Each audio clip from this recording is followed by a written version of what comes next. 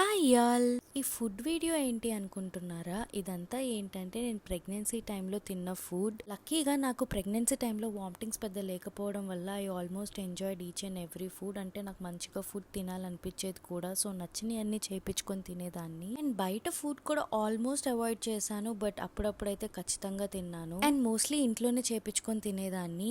And ఈ pregnancy టైంలో నేను ఎక్కువ తిన్న ఫుడ్ ఏంటో తెలుసా? ఆవకాయ అన్నం అండ్ బిర్యానీ. ఇప్పుడు ఇదంతా ఎందుకు చెప్తున్నాను అనుకుంటున్నారా?